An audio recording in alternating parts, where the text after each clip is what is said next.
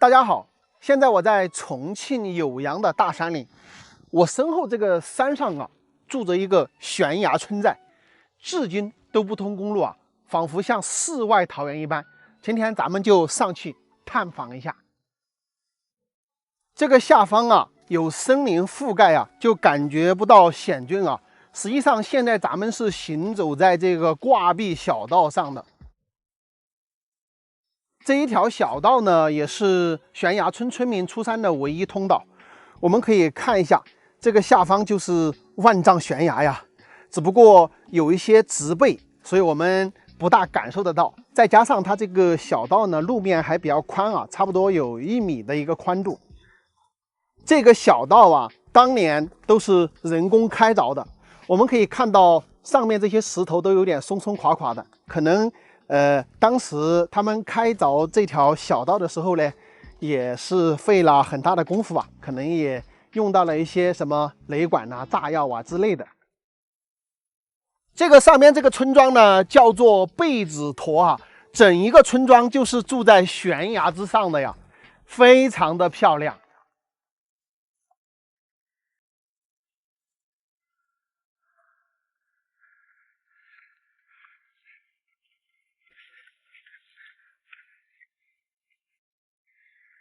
看这个样子啊，马上就要到悬崖村庄了。因为这个地方的地名就叫贝子坨，所以说它肯定是在驼峰上的一个村庄。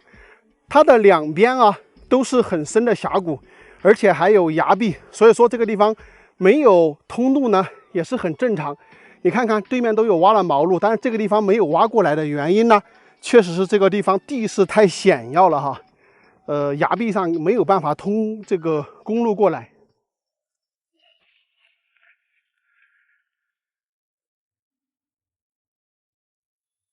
我们现在已经看到有房子了，不过那个房子废弃了啊，一看就是没人住的。不知道这个上面还有多少人居住啊？感觉像是一个废弃的村子一样啊，都没什么人住了。但是房子还很多呀，看下边也有房子，这个上边也有。我们先到下边去吧，因为下边那儿可能会看得到整个村子的一个全貌。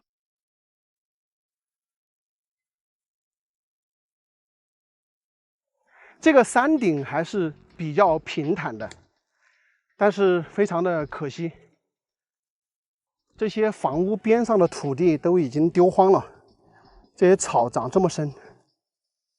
哇，这边看到有一些地在种，然后有养一些鸡，不过我们看大片的房子都已经是废弃了的。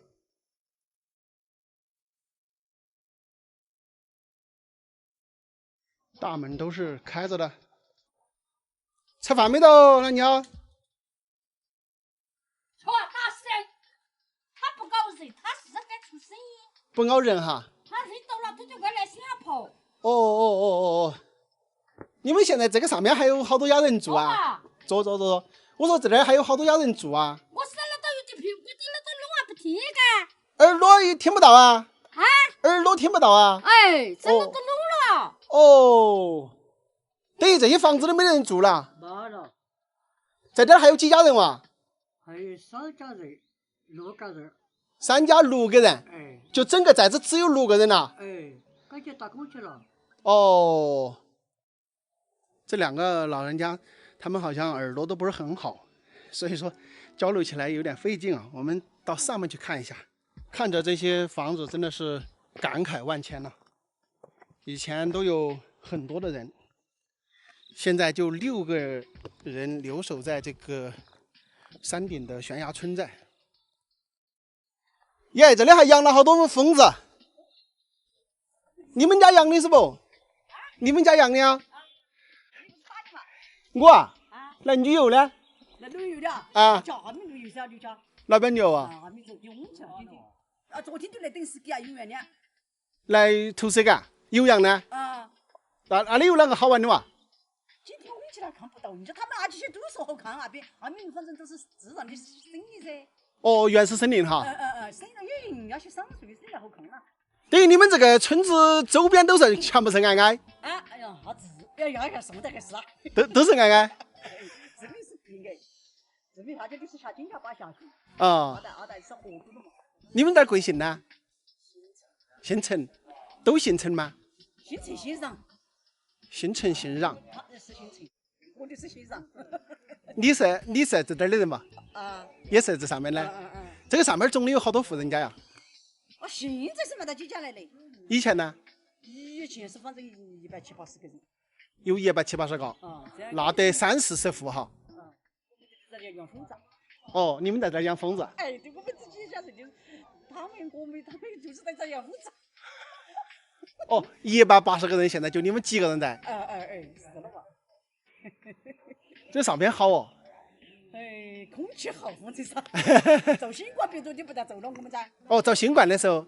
遭新冠的时候，我们这几个人都没遭。就一直在这里。一直就在这，没出家。是。是了嘛，空气好。哎呦，我看阿姨你挺开心的一天。是了嘛。那叔叔，你给我讲下你们这个地方啊。哪家是土匪的房子吧？他们说的。他这个东府啊，像。就是第一项是吧？他是乡长。乡长。他要有兵了嘛，哦，他姓哪个？叫冉余年。冉余年。他的名字实际叫冉龙元。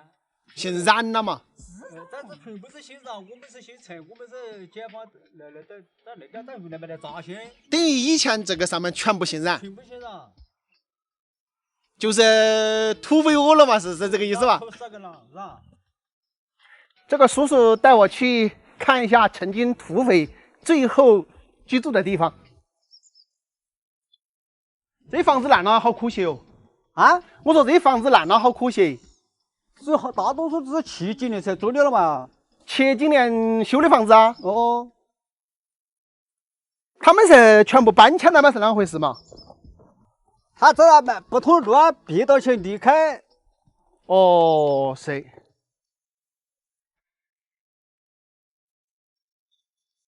这个房子也是够大呀，长5间的。长5间了嘛？啊，这些房子多收到大哦，都是长5间哈。收到的。哦哟，这2棵树好大哟！这一树，也许爬到你这里就找不到这个，这个是松木，叫松沙。这个是哪个树啊？松沙，这个里边沙还有劲了，你看带的不那大的。这个树真的大耶！大家看这棵树啊，就从崖壁这里扎根进去，竟然长这么大！这个树最少也是好几百年了。那不是大几百年是吧？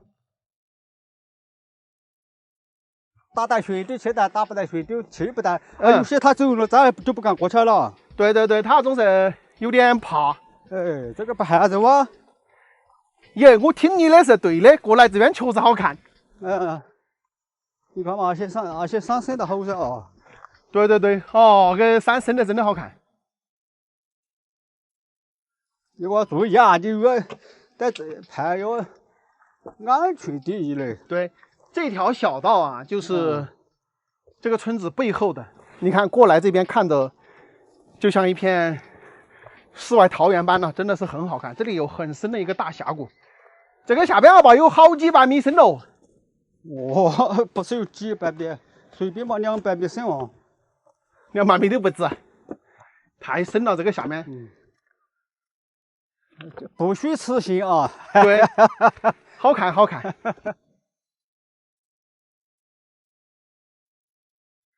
这个地方是一个眺望台啊，这个叫猫楼壳，就是我们现在站的这个位置啊，叫猫楼壳啊。这个是猫啊大，你看啊，这一对儿嘛，再一个是个猫。那边也是个猫楼壳啊。哦，这个是个猫一对儿。这个这些可以噻啊，你看这个的风景好看哟。那些。这个地方就是一个观景台。你看那个乡长啊，就是大动物跨出来的，你看到没？他在跨过的噻。哪点？对嘛，半个他跨出来的。他跨进来的，他就在那一个爱情洞，他就过去和解放军打了嘛。哦，为了他当机立断了，没办法，他这个偷个自尽了嘛。这个贝子坨村庄啊，真的是太漂亮了。它就居住在悬崖峭壁之上，而且我们看到居住的地方呢，一边一个小山头，后边一条来龙。怪不得住在上面的土匪能够在这里盘踞上百年的时间。而且整个上面土地肥沃，水源不缺。沿着这边的崖壁过来之后，这里很深的一个峡谷，这个峡谷里面有大面积的农田，所以说在这里居住简直太舒服了。这个地方就是古代的一个卡口位啊，这边是一个猫头，这里是一个狭长的地带。那么他们村上的人种田呢，就到这个山下去种。如果大家喜欢徒步的人啊，可以来到贝子坨村之后，再从贝子坨背面的悬崖峭壁下到峡谷底，我相信里面的原始森林应该非常好看。只不过今天我是一个人呢，我就不进去了。这一栋房子呢，就是地主家的房子啊，现在都是杂草丛生啊。看看这个前边，全部都是这么深的杂草。整个这里的木房建筑呢，它是楼梯形的啊，建得还挺漂亮的。特别是我们从空中来看的话，这边这些房子呢，都是没人住了啊，想想还挺可惜的。这里有大好的农田，在这个山顶3号住。那我们看看前方呢，左边右边都有一个山峰护着。那么我们呢是从这一边这个峡谷这儿过来的，这个地方简直是天选之地啊，易守难攻。怪不得当年解放军来这里打土匪的时候，都攻了3次才攻上来。这个叔叔家养了几十桶蜂，现在正好有一桶蜜蜂在分家，他去招这个蜜蜂去了。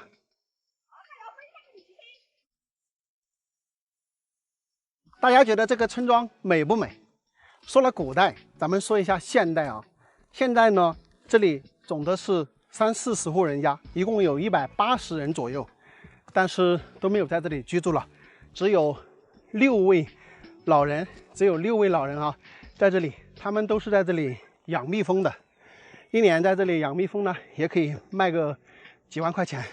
如果大家想体验一把这种山寨生活呀，倒是可以来这里小居几天，因为有那么多的空房子嘛，可以找主人家商量一下，在这个上边呀，居高临下，一夫当关，万夫莫开啊，可以体验一把当年3代王的这种感觉哈。好了，朋友们，今天的视频呢就到这里，咱们下期再见，拜拜。一棵树的价值上亿元，你听说过吗？在贵州铜仁德江县的楼坊村啊，有一棵千年金丝楠木树。大家知道，金丝楠木的价值本就堪比黄金，而这一棵楠木树呢，被称为亚洲楠木王，可想它的价值是不可估量的。那这棵楠木树到底有多大呢？今天我们就一起来看一看。现在呢，我们已经来到了这边，看一下，可不是我乱说啊，这里写有牌子，千年神树，亚洲楠木王。那么这上面的文字呢，记载了这一棵楠木树和当地土家人的一些渊源故事，大家有兴趣的可以截屏好好看一下。现在我就带大家上去看一看这棵特别神秘的千年古树啊。本来千年古树就很少，但是千年金丝楠木的话就更加的少见了。金丝楠木呢，它又被称为千年不朽木啊，是古代皇家的御用木料。树呢是非常非常坚硬的，像石头一样。你看这些其实都是树根，我们看去是不是特别像石头？因为它千年不腐，万年不朽嘛，所以说它的价值是非常非常的昂贵的。我们看一下啊，这棵树上围了非常多的红布，因为他们当地土家族人呢，把这棵千年金丝楠木奉为神树，也就是他们的图腾的意思啊。每到重要节日呢，都要来这里呢围一块红布在上面。这一棵树呢，我们可以看到，枝丫掉了一些下来。这一棵树上总共掉过2次枝丫哈。第一次枝丫掉下来，说是卖了20多万，第二次好像是卖了40多万吧，就是掉下来一个枝丫就值那么多钱。这棵树呢，它有很多的一些神秘之处啊，比如说它第二次这个枝丫断下来的时候，实际上在这个树的下方呢，头一天正好他们村里面的人在这里做祭祀的活动，第二天这个枝丫才掉下来，感觉冥冥之中啊，好像就有这种安排似的，它都是在这里保护着当地的村民。据当地的村民讲啊，每当这个地方有山洪爆发呀，有地质灾害的时候啊，他们村里面的人呢，都会在这棵大树下来避险。每逢天气特别干旱，没有水吃的时候啊，这棵楠木树的边上，就是这个位置，就会冒水出来，给当地的这个村民饮用。我要告诉大家的是，这些传说，不管它是真实的也好，故事也好，我始终觉得这个地球上啊，很多东西它都是追求一种平衡状态，而我并不会把它认为是一种迷信。为什么这样讲呢？你比如说，我们很多在农村待过的人就知道，特别是很多山上的村庄，以前有很多人在那里待的时候，水也是不缺的，但当人慢慢的搬出大山离开了之后，那个地方的水呢，也会逐渐的消失。就像我们中国人做人一样的，凡事都追求个差不多就行了，对吧？所以说呢，世间万物它其实也在追求一个平衡的原理。这个下方大家看到没有，有2棵棕树，这2棵棕树仿佛就像这棵金丝楠木的守护神一样啊，真的挺神奇的。大家看到没有，上面寄生的那个棕树就在上面，这里棕树的这个叶子有没有看清楚？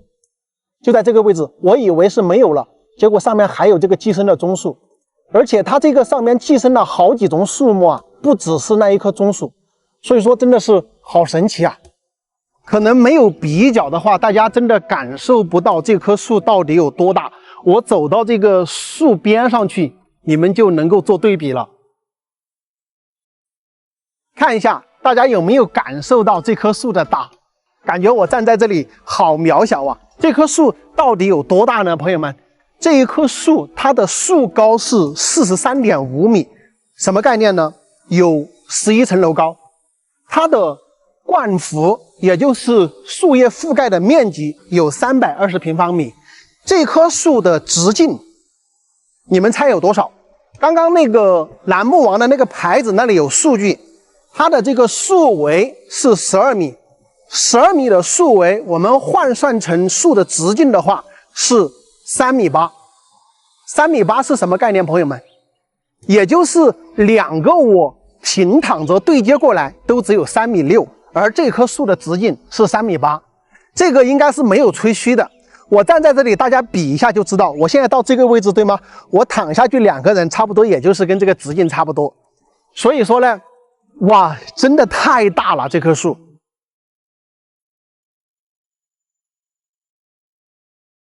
哇，看到这棵巨大的金丝楠木树啊，不得不感慨啊，2000年什么概念，朋友们？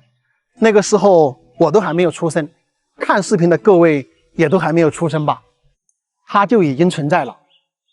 看去整个树真的是伤痕累累啊，在这个地方矗立了1-2000年，咱们真的想象不到它经历了什么，可能经历了以前的地质变迁、山体滑坡、泥石流等等各种各样的这种自然灾害的摧残，它都经历过了。从这棵树的这些树根啊，很多皮都掉了，还有包括上面这些枝丫掉了2次，还有这边这些疙疙瘩瘩的这些，很有可能啊，都是1000年以来地质灾害造成的一些印记啊。你要说它的价值有多少啊？我觉得它是无价之宝。你别说1个亿了，就是2个亿，人家也不能卖。而且它是这个楼房村村民的图腾，对吗？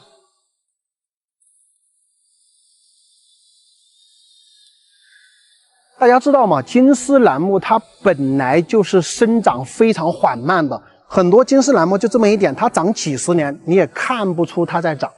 所以千年古树咱们还是挺容易见的，但是千年金丝楠木，而且长相这么大的金丝楠木，真的还是头一次见。朋友们有见过这么大的金丝楠木树吗？欢迎大家在视频下方留言评论。大家好，现在我在黔南都匀的斗篷山。斗篷山呢也是都匀最高的山峰啊，有1900多的海拔。现在我就是在斗篷山的山脚下，看一下这个地方，生态非常的漂亮啊。这里是2条河流汇聚的地方啊，非常美。今天我要带大家去爬斗篷山。斗篷山的山顶啊，有一个天池，非常的神秘，所以今天我就是想上去一探究竟。现在我所在的位置啊，海拔是973，那么山顶是1900多，相当于我们现在垂直爬升都要爬1000米。有的人呢说要爬3、4个小时，有的人说要4、5个小时。今天我到底要多少时间才能爬上山顶呢？我们拭目以待，出发！我们在这个山下开的车都转了1、2个小时，然后我自认为我们找到了一条最近的路啊，就是前面这个山顶，现在是被大雾笼罩的。我们的车子呢是停在这个边上这里的。反正我感觉我们不遗余力是吧？找到的这条通向山顶的路，应该不要他们说的3个小时、5个小时，估计2个小时差不多了。走吧。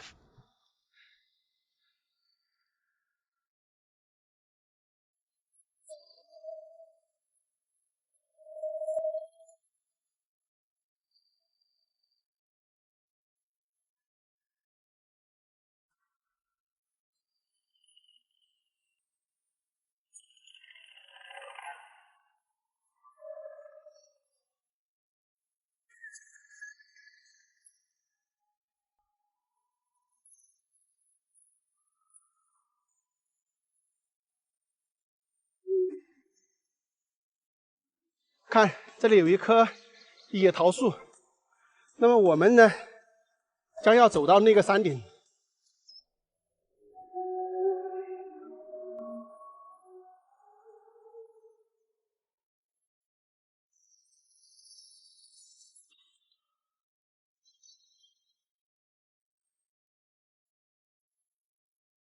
走到这里太渴了，喝点这个山泉水。看一下这个水，都是从这里面出来的。这个地方呢就可以喝了。哇，透凉！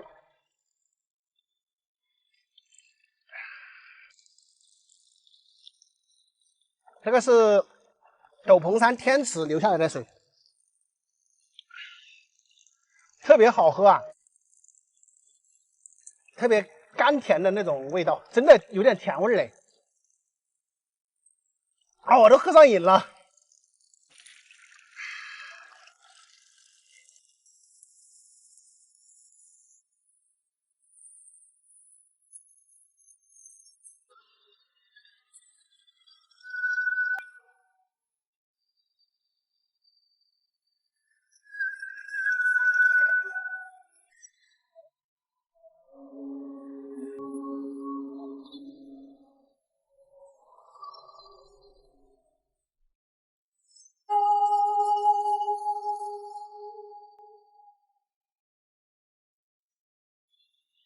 大家看这个竹子上面都全部是青苔，你说我们犯得着吗？走这里面来干嘛？真的是，哎呦，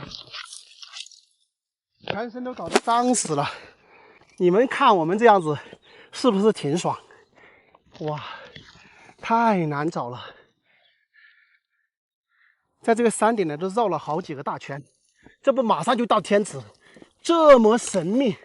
到了！啊！说的就是这里，我勒个天哪！我们今天呀，真的是费了9牛2虎之力，才来到了这个天池。